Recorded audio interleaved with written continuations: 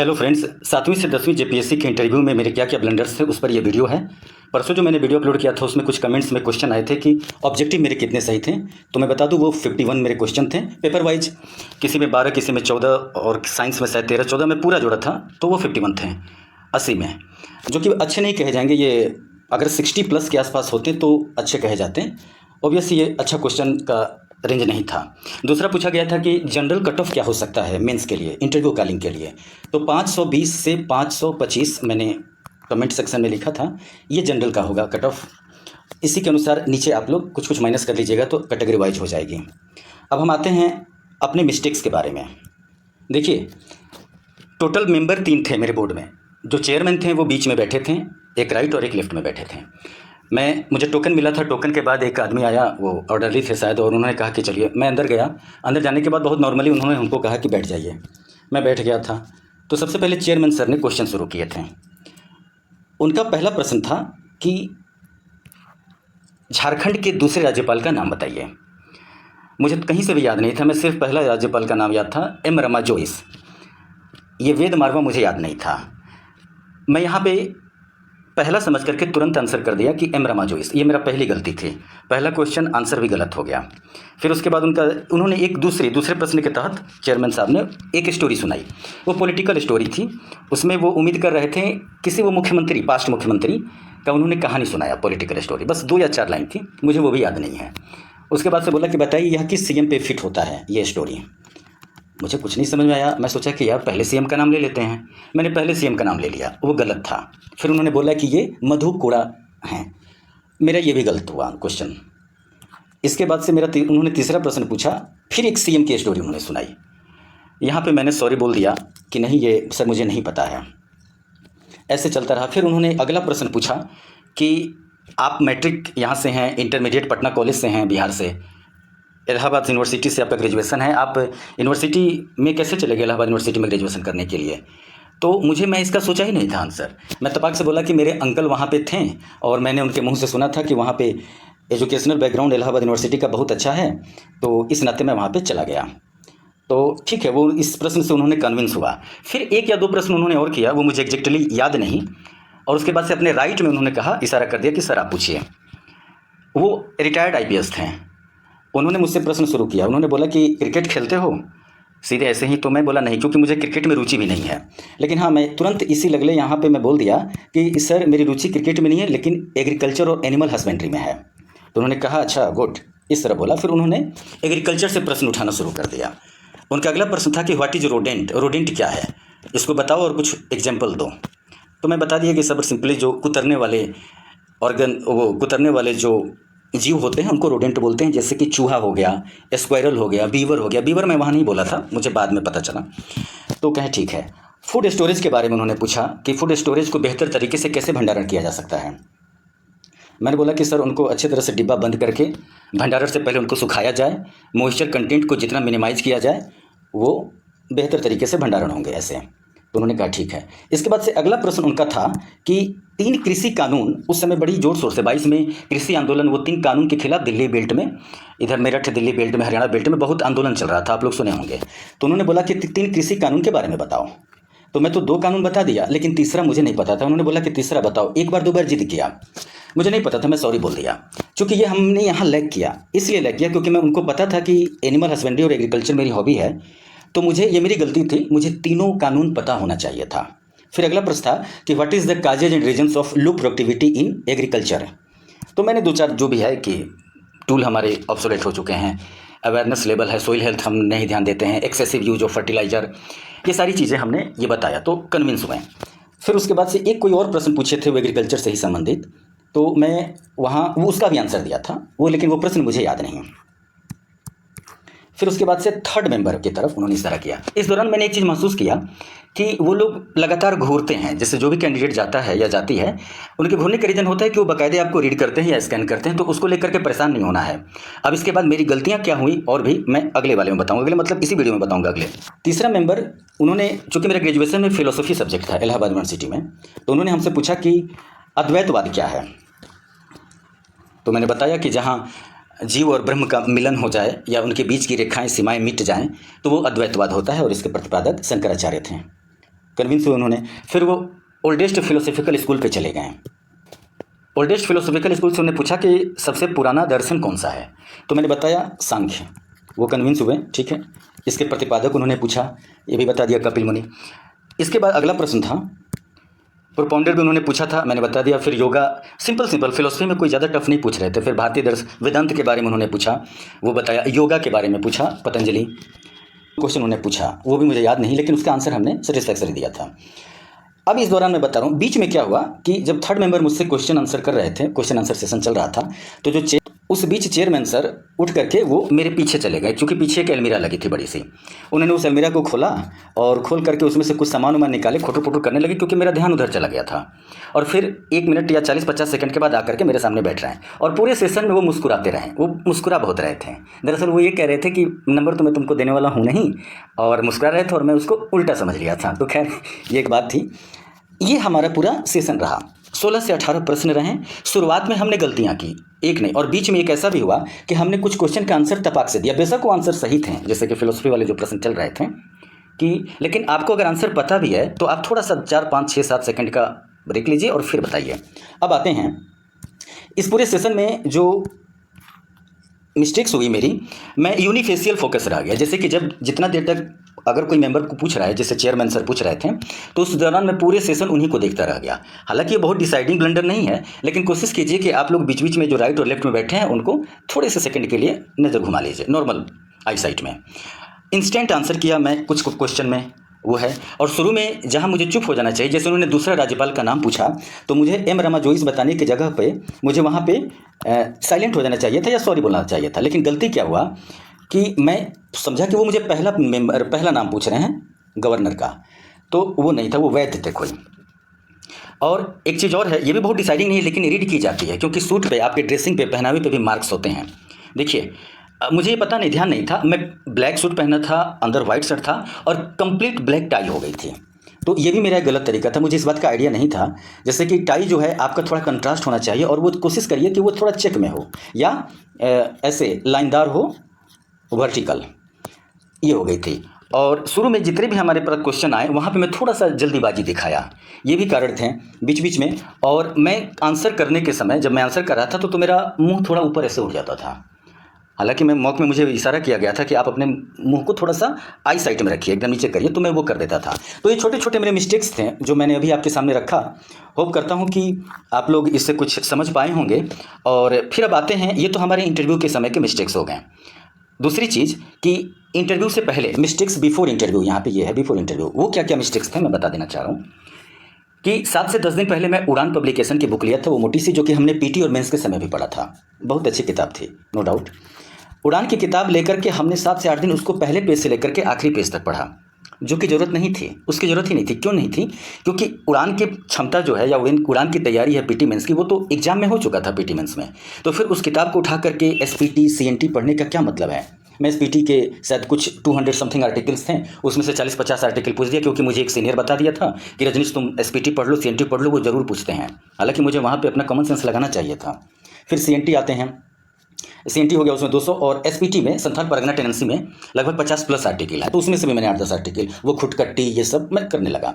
चलो ठीक है। अपने बायोडेटा पे मैं उतनी तरह से वर्क नहीं कर पाया। मैं अभी यहीं पे बता दे रहा हूँ कि जब मेरा मॉक हो रहा था, मैं एक मॉक दे रहा था, तो उसमें 3 मेंबर थे मॉक में, मैं इंटरव्यू की बात नहीं कर रहा हूँ।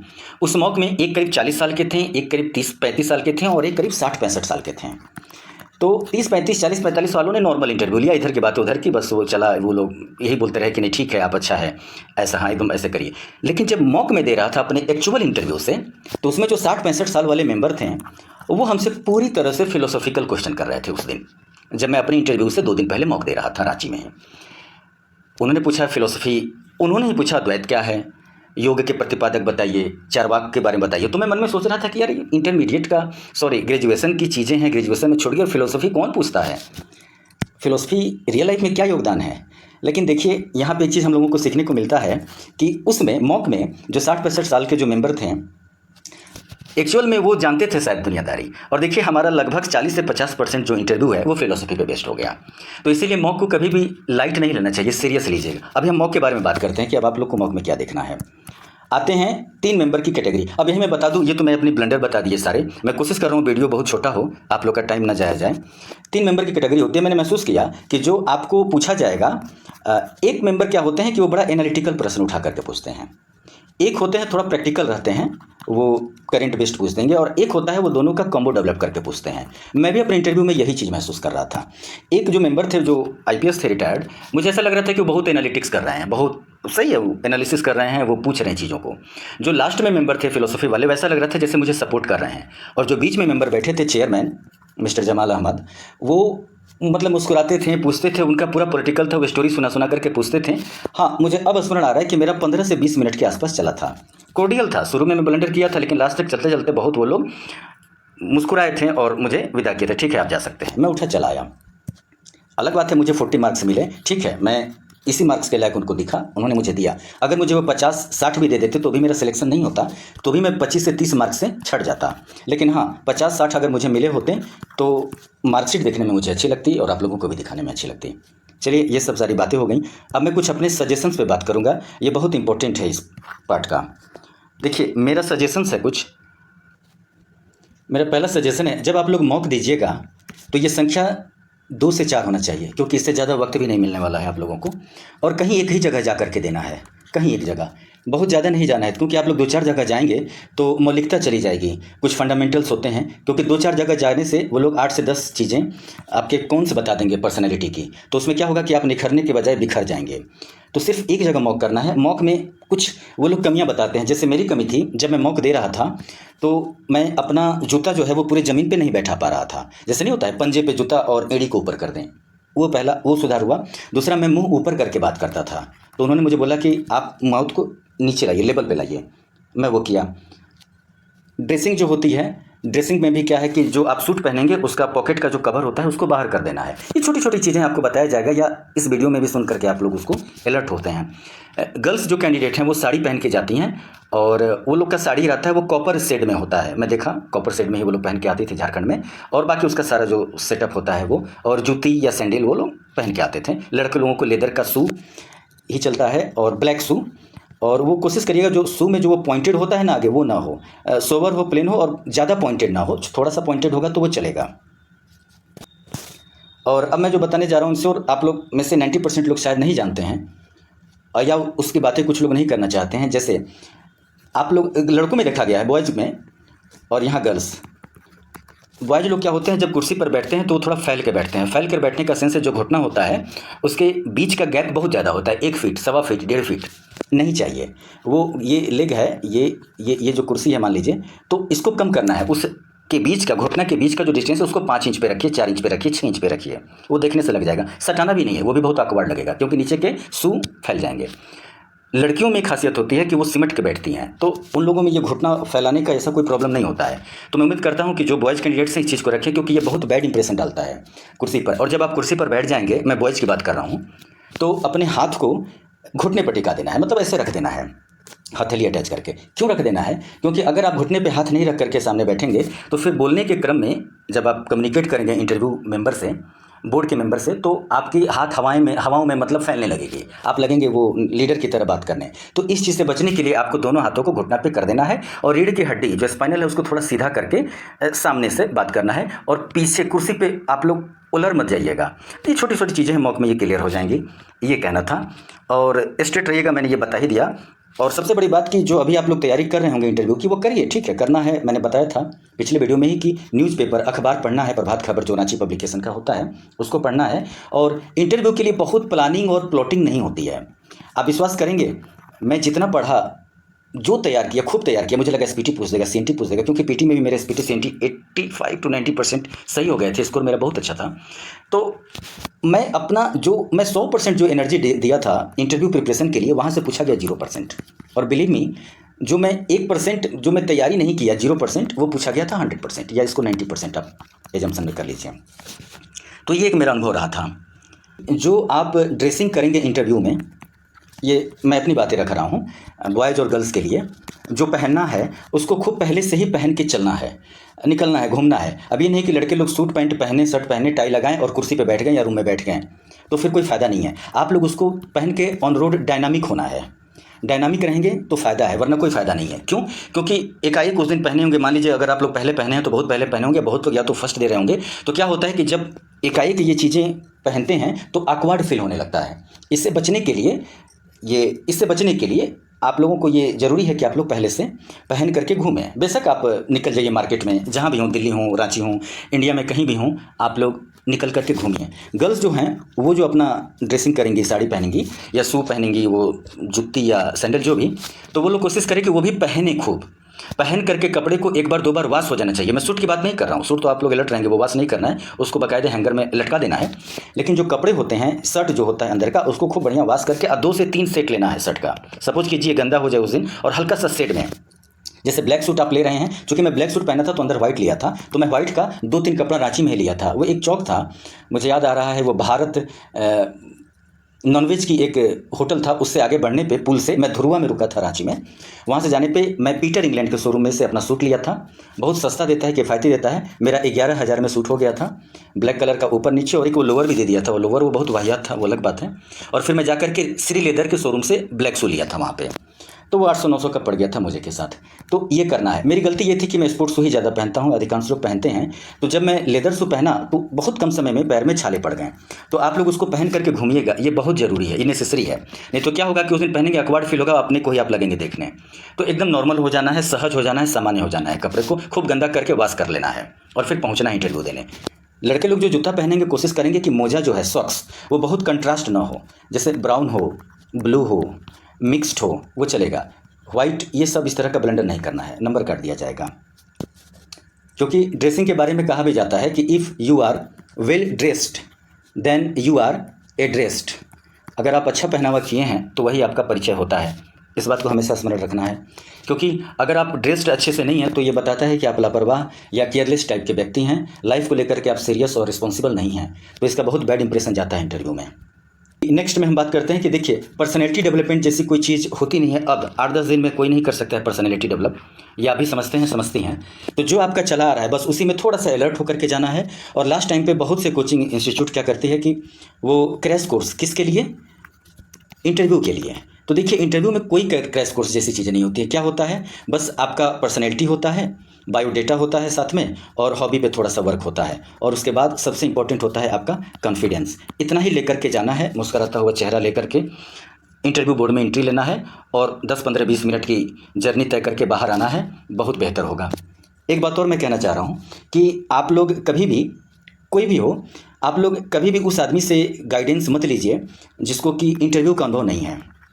ऐसा मैं क्यों कह रहा हूँ? क्योंकि कोई व्यक्ति है, कोई लड़का हो, कोई भी, अगर वो 10-12 भी मेंस दिया है, सपोज कीजिए IAS या PCS का, और एक भी इंटरव्यू का अनुभव नहीं है, तो फिर वो आपको इंटरव्यू के लिए गाइड नहीं कर सकते हैं, नहीं कर सकती है। कारण प्रश्न यहाँ इंटरव्यू देने से या फाइनल सिलेक्शन लेने से योग्यता और अयोग्यता की बात नहीं है। बात यह है कि वो जो इंटरव्यू नहीं दिया, वो इस जर्नी को नहीं झेला है, उस प्रेशर को नहीं देखा है, तो फिर वो व्यक्ति आपको नहीं गाइड कर सकता है।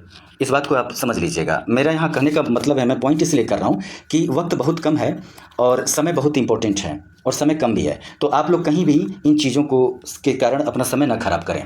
एक बात और, हमेशा एक चीज़ ध्यान रखिएगा कि इंटरनेशनल रिलेशंस में एक चीज़ कही जाती है कि what is right not important, what is necessary is important. तो आप लोग इस बात को समझिएगा कि नेसेसरी क्या है। वक्त कम है, क्योंकि रिजल्ट के बाद आप लोग जब तक संभलेंगे तब तक इंटरव्यू हो चुका रहेगा। तो वक्त कम है, कहीं ज़्यादा भागना नहीं है, पेशेंस रखना है, बहुत बेहतर होगा। और लास्ट में मैं चलते चलते एक बात कहना चाहूँगा कि वो खुरटा जब मैं पढ़ता था तो एक लाइन आती थी कि छोटा नागपुर एक धरतिया बड़ी मनोहारी, पलहा पाते के गीत गावे, टिलहा तुंगरी ताल देवे, लुग्गा चिंगा पारसनाथ, कुछ ऐसे था। वो बहुत अच्छी लाइन थी। चलिए, इस वीडियो में आप लोग यहाँ तक आएँ, सुना आप लोगों ने, बहुत बहुत धन्यवाद। Best of luck.